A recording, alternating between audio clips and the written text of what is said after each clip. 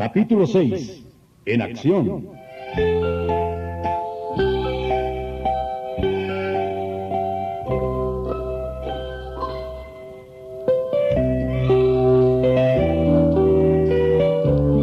Después de haber hecho nuestro inventario personal, ¿qué es lo que hacemos con él?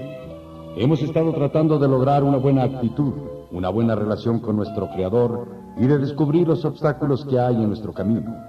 Hemos admitido ciertos defectos. Hemos determinado en forma general el mal e indicado exactamente los puntos débiles que hay en nuestro inventario personal. Ahora estos defectos están a punto de ser descartados. Esto requiere acción de nuestra parte, lo cual significa, cuando lo hayamos consumado, que hemos admitido ante Dios, ante nosotros mismos y ante otro ser humano, la naturaleza exacta de nuestros defectos. Esto nos lleva al quinto paso del programa de recuperación que se ha mencionado en el capítulo anterior. Tal vez esto sea difícil, especialmente el hablar de nuestros defectos con otra persona. Pensamos que ya hemos hecho bastante con admitirlo nosotros mismos. Hay dudas respecto a esto. En la práctica real, generalmente encontramos que una autoadmisión solitaria no es suficiente. Muchos de nosotros creímos que era necesario ir mucho más lejos. Nos avendremos mejor a discutir entre nosotros mismos con otra persona cuando nos demos cuenta de que hay buenas razones para hacerlo. La mejor razón es, si saltamos este vital paso, puede ser que no superemos la bebida. Una y otra vez, los recién llegados han tratado de guardarse ciertos hechos de su vida, tratando de evadir esta humillante experiencia. Se han acogido a ciertos métodos más fáciles. Casi invariablemente se han emborrachado. Habiendo perseverado con el resto del programa, se preguntan por qué han recaído. Creemos que la razón es que nunca acabaron su limpieza interior. Hicieron bien su inventario, pero se aferraron a algunos de los peores artículos de su existencia. Solamente creyeron que habían perdido su egoísmo y su temor. Solamente creyeron que habían sido humildes, pero no habían aprendido lo suficiente sobre humildad, intrepidez y honradez, en el sentido que creemos necesario, hasta que le contaron a otro toda la historia de su vida. Más que la mayoría de las personas, el alcohólico lleva una vida doble. Tiene mucho de actor. Ante el mundo exterior, representa su papel de actor. Este es el único que le gusta que vean sus semejantes. Quiere gozar de cierta reputación, pero sabe en lo más íntimo de su ser que no se la merece. La inconsistencia es agrandada por las cosas que hace durante sus borracheras. Al volver en sí se siente asqueado por algunos episodios que recuerda vagamente. Estos recuerdos son una pesadilla. Tiembla al pensar que alguien los pudo haber presenciado. Hasta donde puede, guarda estos recuerdos en lo más profundo de su ser. Tiene esperanzas de que no salgan a relucir nunca. Está constantemente en un estado de temor y de tensión, el cual hace que beba más. Los psicólogos se inclinan a estar de acuerdo con nosotros. Hemos gastado miles de dólares en exámenes. Solo conocemos pocos casos en los que les hayamos dado una oportunidad justa a esos doctores. Raramente les hemos dicho toda la verdad o seguido sus consejos. Hemos estado no muy dispuestos a ser honrados con estos hombres compasivos y no hemos sido honrados con nadie más. No es sorprendente, pues, que los de la profesión médica tengan una mala opinión de los alcohólicos y de sus oportunidades de recuperación. Si esperamos vivir largo tiempo o felizmente en este mundo, necesariamente tenemos que ser completamente honrados con alguien. Justa y naturalmente lo pensamos bien antes de escoger a la persona o personas con quienes dar este paso íntimo y confidencial. Aquellos de nosotros que pertenezcamos a una religión en la que se requiere confesión, debemos y querremos acudir a la autoridad debidamente designada para recibirla. Aunque no tengamos ninguna conexión religiosa, podemos, a pesar de ello, hacer bien en hablar con alguien que esté ordenado por una religión establecida.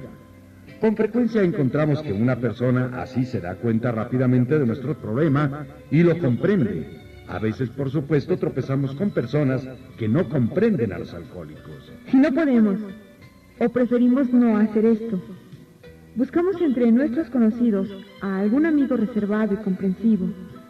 Puede ser que nuestro médico o psicólogo sea la persona indicada. Puede ser alguien de nuestra propia familia. Pero no podemos revelar a nuestras esposas ni a nuestros padres nada que pueda lastimarlos y hacerlos desgraciados. No tenemos ningún derecho a salvar nuestro propio pellejo a costa de otro. Estas partes de nuestra historia se las contamos a alguien que comprenda, pero que no resulte afectado. La regla es que debemos ser duros con nosotros mismos, pero siempre considerados con los demás.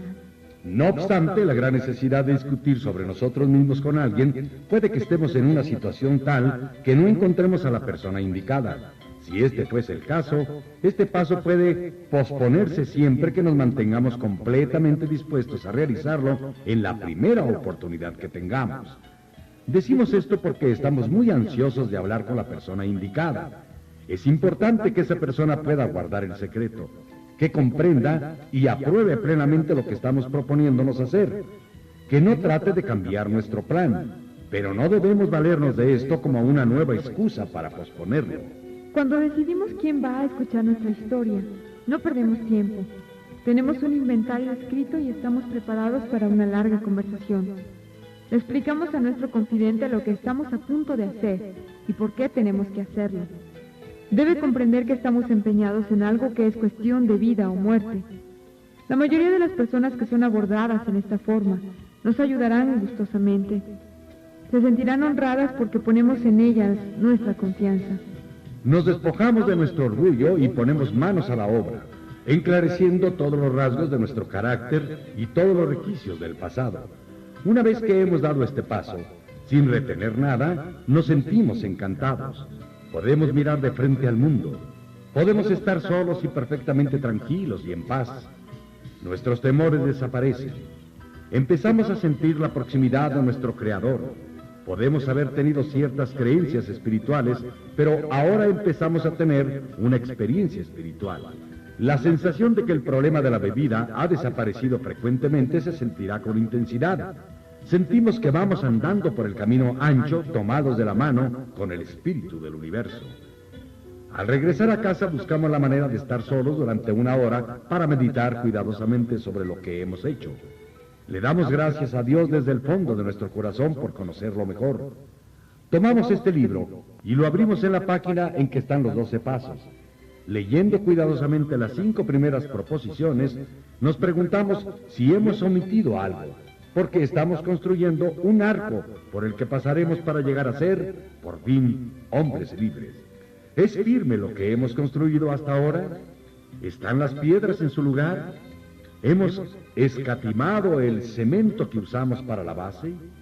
¿Hemos tratado de hacer sin arena la mezcla del cemento? Si podemos contestarnos satisfactoriamente, entonces veremos el 6º paso. Hemos insistido en que la buena voluntad es indispensable. ¿Estamos ahora dispuestos a dejar que Dios elimine de nosotros todas esas cosas que hemos admitido son inconvenientes? ¿Puede Él, ahora, quitárnoslas todas? ¿Todas sin excepción? Si todavía nos aferramos a alguna de las que no queremos desprendernos, le pedimos a Dios que nos ayude a tener buena voluntad para hacerlo. Cuando estamos dispuestos, decimos algo como esto: Creador mío, estoy dispuesto a que tomes todo lo que soy, bueno y malo. Te ruego que elimines de mí cada uno de los defectos de carácter que me obstaculizan en el camino, para que logre ser útil a ti y a mis semejantes. Dame la fortaleza para que al salir de aquí cumpla con tu voluntad. Amén. Entonces hemos completado el 7º paso. Ahora necesitamos más acción, sin la cual encontramos que la fe sin obra está muerta. Veamos el 8º y 9º pasos. Tenemos una lista de personas a las que hemos perjudicado y estamos dispuestos a reparar esos daños. La hicimos al hacer nuestro inventario. Nos sometimos a una autoevaluación drástica. Ahora vamos a nuestros semejantes y reparamos el daño que hemos causado en el pasado. Tratamos de barrer los escombros acumulados como resultado de nuestro empeño en vivir obstinados y manejarlo todo a nuestro capricho. Si aún no tenemos voluntad de hacerlo, la pedimos hasta que nos llegue. Recordemos que al principio estuvimos de acuerdo en que haríamos todo lo que fuese necesario para sobreponernos al alcohol. Probablemente todavía queremos retroceder. Al mirar la relación de conocidos, de negocios y de amigos a quienes hemos dañado, puede que sintamos desconfianza de ir a ver a alguno de ellos sobre una base espiritual. Reasegurémonos, con algunos de ellos no necesitaremos y probablemente no tendremos que hacer énfasis en la parte espiritual la primera vez que los abordemos. Podríamos prejuzgarlos. Por el momento, tratamos de poner en orden nuestras vidas, pero esto no es una finalidad en sí. Nuestro verdadero propósito es ponernos en condiciones para servir al máximo a Dios y a los que nos rodean. Rara vez resulta prudente abordar a un individuo que todavía está dolido por alguna injusticia nuestra para con él y comunicarle que ya nos hemos vuelto religiosos. Esto en boxeo sería dejar la mandíbula descubierta. ¿Por qué correr el riesgo de que se nos tilde de fanáticos o majaderos religiosos? Podríamos truncar una futura oportunidad para llevar un mensaje beneficioso. Pero es seguro que a nuestro hombre le impresione un deseo sincero de corregir lo que está mal.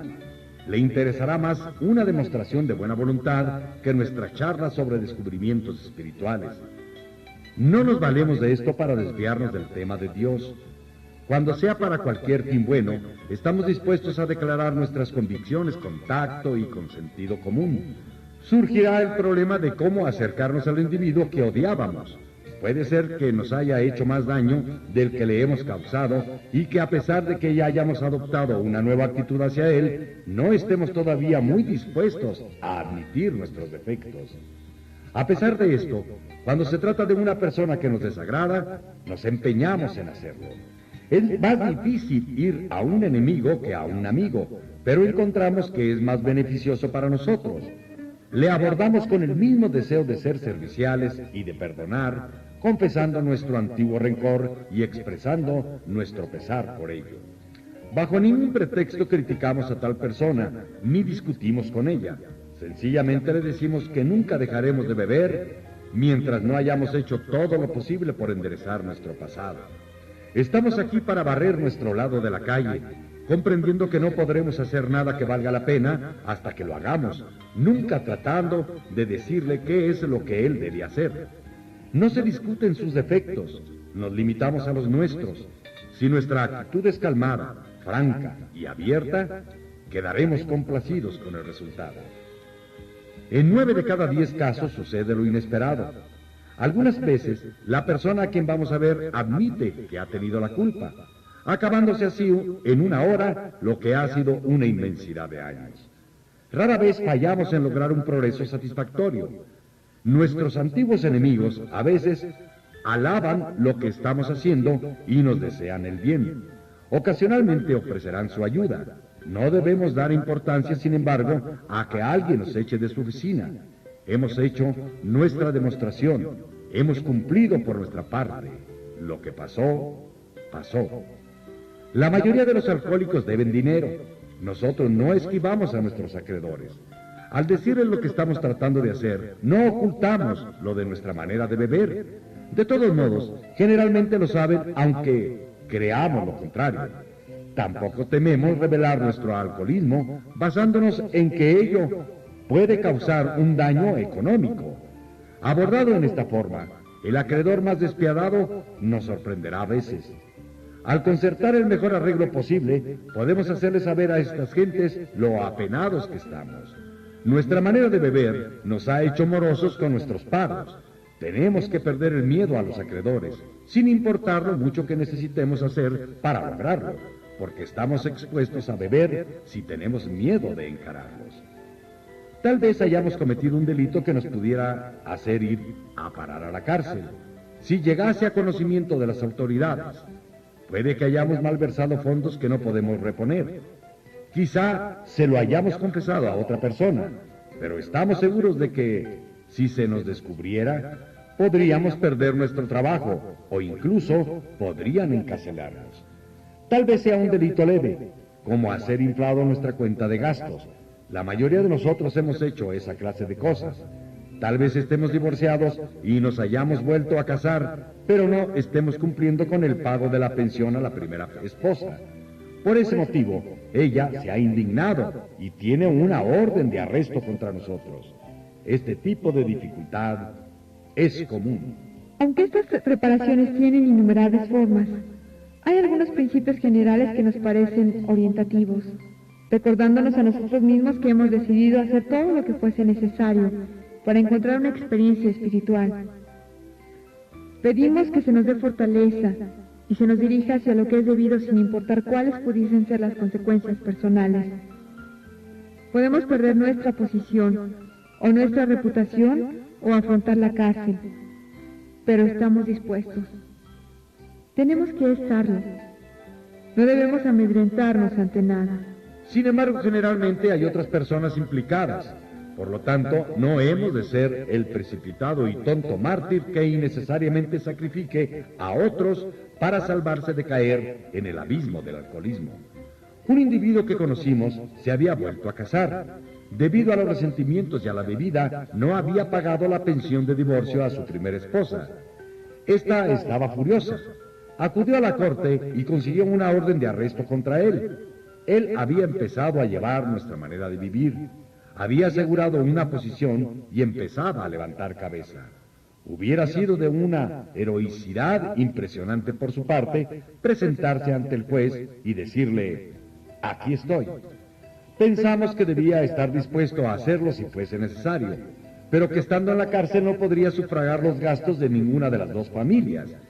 Le sugerimos que escribiera a la primera esposa admitiendo sus faltas y pidiéndole perdón. Así lo hizo, incluyendo también una pequeña suma de dinero. Le explicó lo que trataría de hacer en el futuro. Le dijo que estaba absolutamente dispuesto a ir a la cárcel si ella insistía. Desde luego que ella no insistió y toda esa situación quedó resuelta satisfactoriamente hace tiempo. Antes de proceder drásticamente en algo que pueda implicar a otras personas, les pedimos su consentimiento. Si lo hemos obtenido, si hemos consultado el caso con otros, si hemos pedido a Dios que nos ayude, y si es indicado dar ese drástico paso, no debemos retroceder.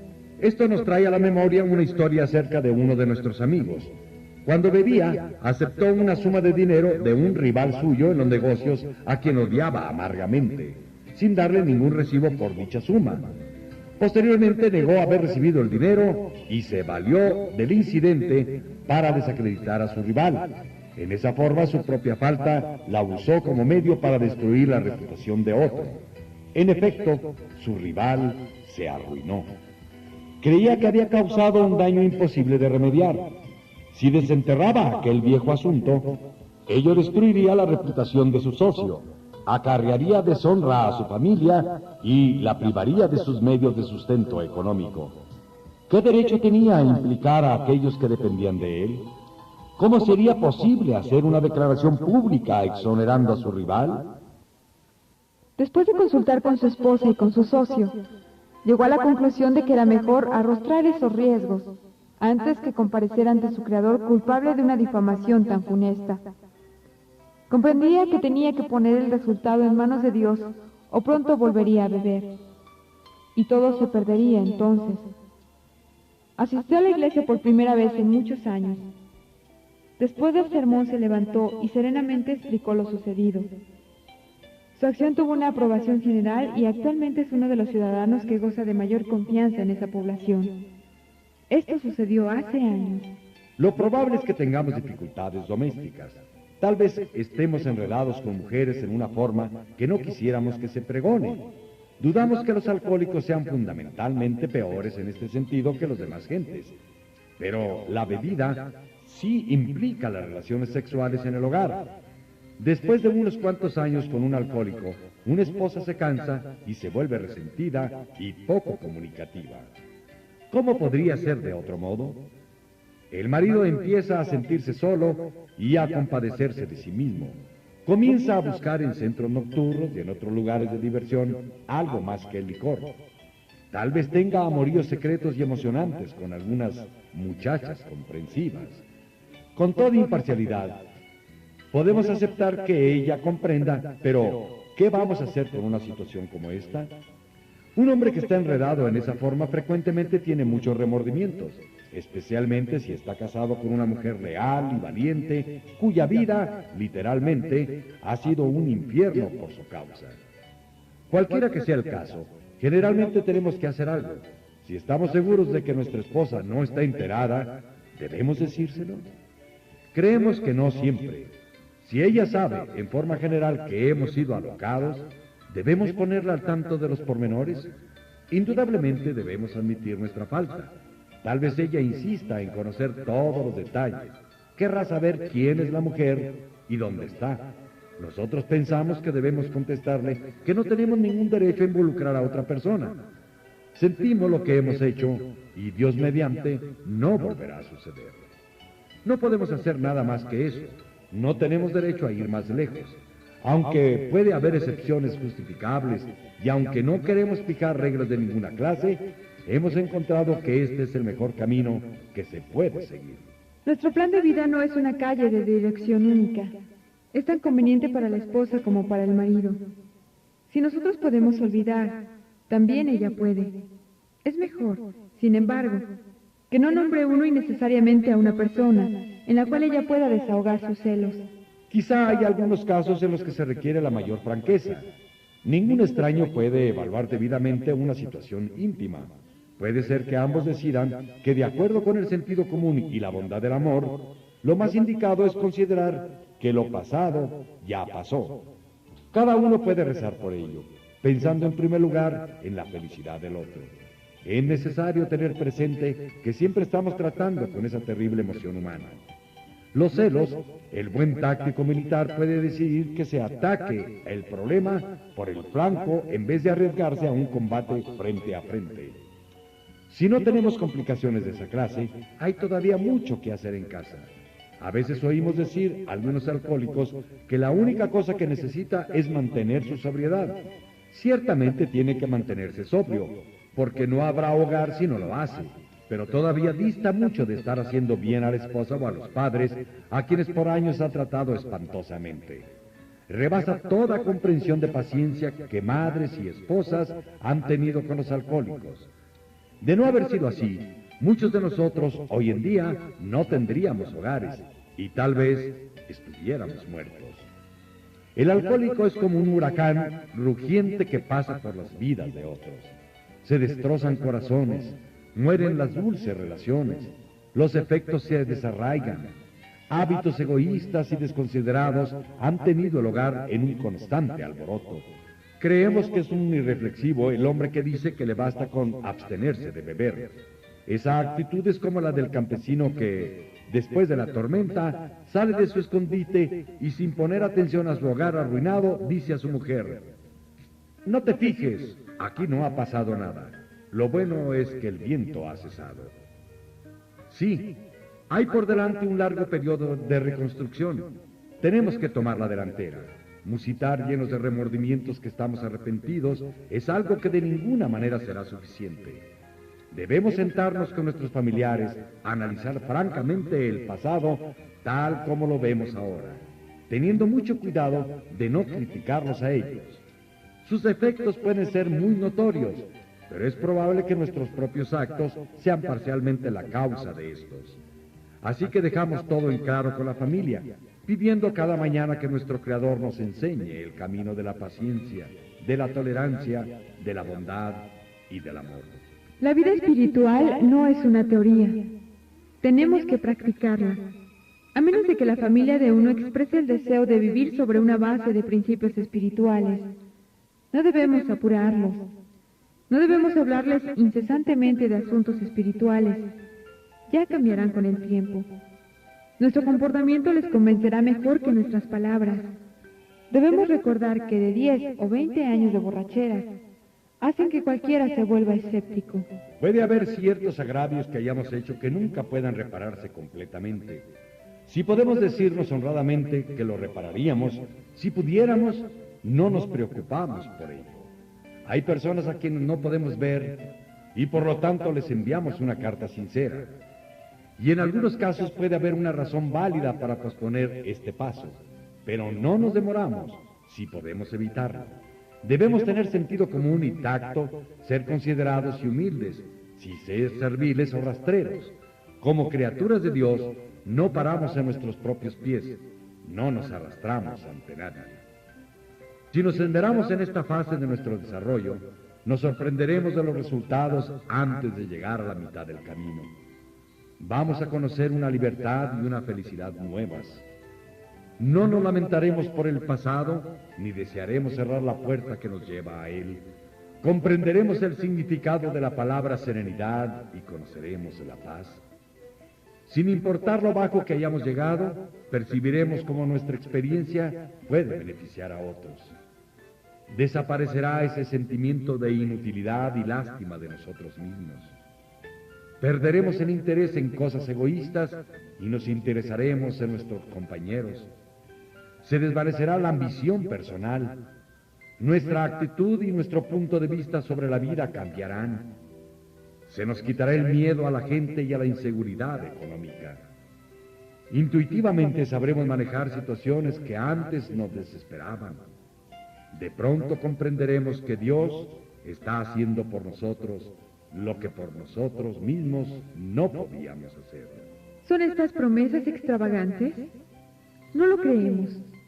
Están cumpliéndose entre nosotros, a veces rápidamente, a veces lentamente, pero siempre se realizarán si trabajamos para obtenerlas. Este pensamiento nos lleva al 10º paso, el cual sugiere continuar con nuestro inventario personal y seguir enmendando todas las nuevas faltas que cometamos. Vigorosamente comenzamos a llevar este nuevo modo de vida a medida que rectificamos nuestro pasado. Hemos entrado al mundo del espíritu. Nuestra siguiente tarea es crecer en entendimiento y eficacia. Este no es asunto para resolver de la noche a la mañana, es una tarea para toda la vida. Continuamos vigilando el egoísmo, la deshonestidad, el resentimiento y el miedo. Cuando estos surgen, enseguida le pedimos a Dios que nos libre de ellos.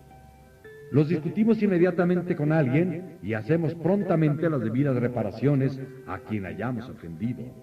Entonces, resueltamente encaminados nuestros pensamientos hacia alguien a quien podamos ayudar. El amor y la tolerancia para con otros son nuestro código.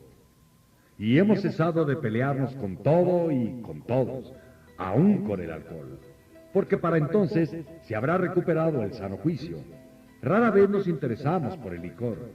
Si sentimos tentación, nos alejamos como si se tratara de una llama candente.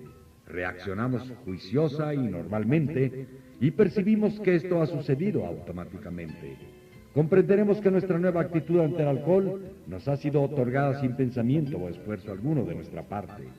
Sencillamente ha llegado. Ahí está el milagro. No estamos peleando ni evitando la tentación. Nos sentimos como si hubiéramos sido colocados en una posición de neutralidad, seguros y protegidos. Ni siquiera hemos hecho un juramento. En lugar de eso, el problema ha sido eliminado. Ya no existe para nosotros. No somos engreídos ni estamos temerosos. Esa es nuestra experiencia. Así es como reaccionamos siempre que nos mantengamos en buena condición espiritual. Es fácil descuidarnos en el programa espiritual de acción y dormirnos en nuestros laureles. Si lo hacemos, estamos buscando dificultades porque el alcohol es un enemigo sutil. No estamos curados del alcoholismo. Lo que en realidad tenemos es una suspensión diaria de nuestra sentencia que depende del mantenimiento de nuestra condición espiritual. Cada día es un día en el que tenemos que llevar la visión de la voluntad de Dios en todos nuestros actos. ¿Cómo puedo servirte mejor? Hágase tu voluntad, no la mía. Estos son pensamientos que deben acompañarnos constantemente. En este sentido podemos ejercitar la fuerza de voluntad todo lo que queramos. Este es el uso adecuado de la voluntad. Mucho se ha dicho acerca de recibir fortaleza, inspiración y dirección de Él, que tiene todo el conocimiento y el poder. Si hemos seguido detenidamente las instrucciones, hemos empezado a sentir dentro de nosotros mismos el flujo de su espíritu. Hasta cierto grado, hemos obtenido un conocimiento consciente de Dios. Hemos empezado a desarrollar este vital sexto sentido, pero tenemos que ir más lejos y esto significa más acción. El paso 11 sugiere la oración y la meditación. Hombres mejores que nosotros las emplean constantemente. Funcionan si tenemos la debida actitud y nos empeñamos en usarlas. Sería fácil andarse con vaguedades sobre este asunto. Sin embargo, creemos que podemos hacer algunas sugerencias precisas y valiosas. Por la noche, cuando nos acostamos, revisamos constructivamente nuestro día. ¿Estuvimos resentidos? ¿Fuimos egoístas?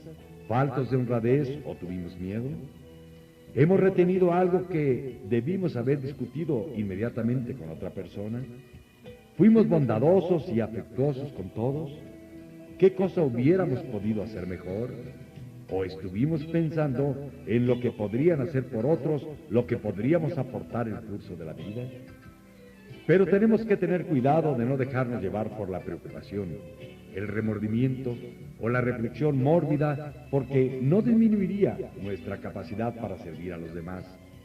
Después de haber hecho nuestra revisión, le pedimos perdón a Dios y averiguamos qué medidas correctivas deben tomarse. Al despertar, pensemos en las 24 horas que tenemos por delante. Consideremos nuestros planes para el día. Antes de empezar, le pedimos a Dios que dirija nuestros pensamientos, pidiendo especialmente que esté disociado de motivos de autoconmiseración, falta de honradez y de egoísmo. Bajo esas condiciones podemos usar nuestras facultades mentales confiadamente porque, después de todo, Dios nos ha dado el cerebro para usarlo. El mundo de nuestros pensamientos está situado en un plano mucho más elevado cuando nuestra manera de pensar esté libre de motivos falsos. Al pensar en nuestro día, tal vez nos encontremos indecisos, tal vez no podamos determinar el curso a seguir. En este caso, le pedimos a Dios inspiración, una idea intuitiva o una decisión. Procuramos estar tranquilos y tomamos las cosas con calma, no batallamos. Frecuentemente quedamos sorprendidos de cómo acuden las respuestas acertadas después de haber ensayado esto durante algún tiempo. Lo que antes era una corazonada o una inspiración ocasional gradualmente se convierte en parte operante de la mente. Carentes aún de experiencia y recién hecho nuestro contacto consciente con Dios, es probable que no recibamos inspiración todo el tiempo.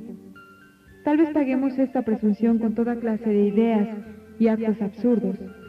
Sin embargo, encontramos que a medida que transcurre el tiempo, nuestra manera de pensar está más y más al nivel de la inspiración. Llegamos a confiar en ello. Generalmente concluimos el periodo de meditación orando porque se nos indique a través de todo el día cuál ha de ser nuestro paso. Que se nos conceda lo que fuese necesario para atender esos problemas. Pedimos especialmente liberación de la obstinación y nos cuidamos de no pedir solo para nosotros. Sin embargo, podemos pedir para nosotros siempre que esto ayude a otros. Nos cuidamos de no orar nunca para nuestros propios fines egoístas. Muchos de nosotros hemos perdido mucho tiempo haciéndolo y no resulta. Fácilmente puede ver el porqué. Si las circunstancias lo permiten, pedimos a nuestras esposas o nuestros amigos que nos acompañen en la meditación de la mañana. Si pertenecemos a alguna religión en la que se requiera asistir a actos de devoción en la mañana, también asistimos. Si no se es miembro de ningún organismo religioso, a veces escogemos y memorizamos unas cuantas oraciones que ponen de relieve los principios que hemos estado discutiendo. También hay muchos libros que son muy útiles. Nuestro sacerdote, ministro o rabino puede hacernos sugerencia en este sentido. Prepárate para darte cuenta en dónde están en lo cierto las personas religiosas. Haz uso de lo que ellos te brindan. A medida que transcurre el día, hacemos una pausa si estamos inquietos o en duda y pedimos que se nos conceda la idea justa o la debida manera de actuar. Constantemente recordamos que ya no somos el director del espectáculo, diciéndonos humildemente a nosotros mismos muchas veces al día, hágase tu voluntad. Entonces corremos menos peligro de excitarnos de tener miedo, ira, preocupación o de tomar disparatadas decisiones. Nos volvemos mucho más eficientes. No nos cansamos con tanta facilidad porque no estamos desperdiciando energías constantes como lo hacíamos cuando tratamos de hacer que la vida se amoldara a nosotros. Funciona, realmente funciona. Nosotros los alcohólicos somos indisciplinados, por lo tanto, dejamos que Dios nos discipline en la forma que se acaba de delinear. Pero eso no es todo. Hay acción y más acción. La fe sin obras está muerta. El siguiente capítulo está dedicado especialmente al paso 12.